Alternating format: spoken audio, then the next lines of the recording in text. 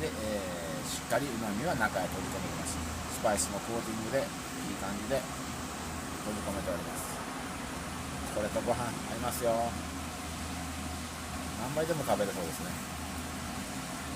スパイスはね、体質改善にいいですよ。花粉症にもいいというふうに言われてます。ちなみに私もうちのアルバイトの子も花粉症が収まっております。ぜひとも試してください。タンドリーティッカ。